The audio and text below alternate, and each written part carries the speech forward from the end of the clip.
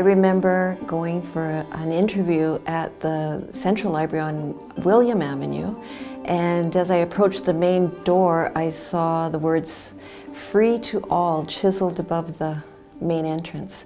And those words inspired me because that was Andrew Carnegie's vision for all Carnegie libraries, in fact, that whether you're rich or poor, young or old, whatever race, creed, or color, you are welcome to take advantage of the rich resources that the library has to offer.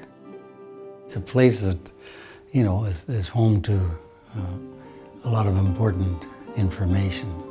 But it's also a fun place because you can find books that make you laugh, some make you cry, you know, some beautiful pictures of the world and all the people in it.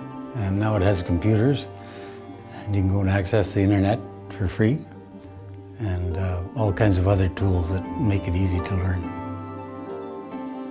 I've been living in the North End for over 25 years, and we've been members, my whole family's been members at the St. John's Library for that entire time.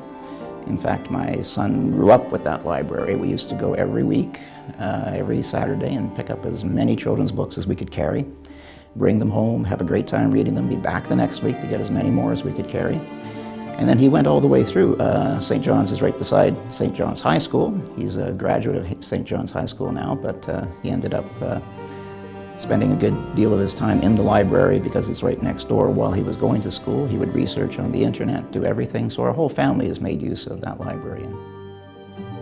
It holds an escape. There's so many books that you can just go to, and you can go to different worlds, and it's such a safe place all the time, and it's so cool to see like kids and stuff there, and also like the librarians have gotten to know me even because I go so much, but yeah, it's just a really neat place to go and very safe and fun. We want to make these buildings accessible so that everybody can use the public library.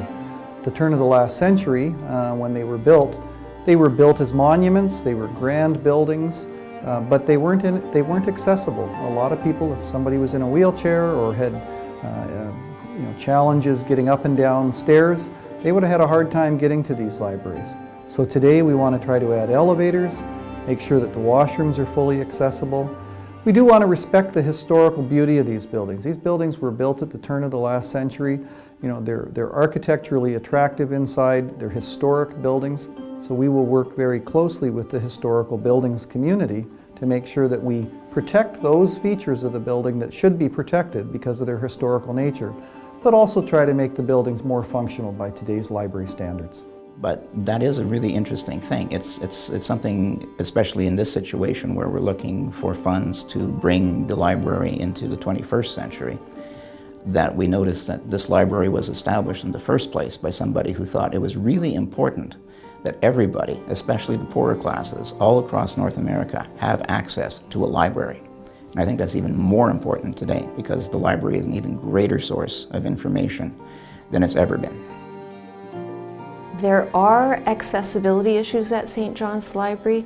Certainly we need to address those so that it does follow Carnegie's vision, that it is accessible by all.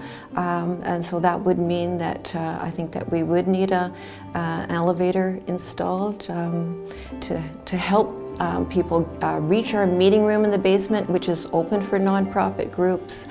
Free of charge. It's also available for children's programming, adult computer labs.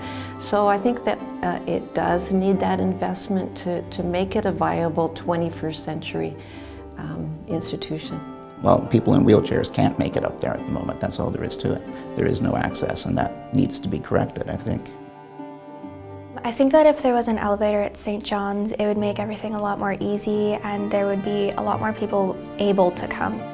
You know, it's just encouraging to hear that the city wants to do this, and I think as citizens, Manitobans are known for being generous, and to me, yeah, let's get into our wallet. I'll make a donation. Away we go. I'm Sandy Hyman, Chair of Winnipeg Library Foundation. St. John's Library has been and continues to be an important icon in Winnipeg's North End since 1915. In 2015, it will be celebrating its 100th anniversary. We are leading the campaign to renovate this beautiful heritage building and make it fully accessible for everyone in Winnipeg to enjoy. Please join us. Your donation will ensure that this library continues to be a vibrant, relevant civic building for the next 100 years. We look forward to working with you. For more information, visit winnipeg library foundation.ca.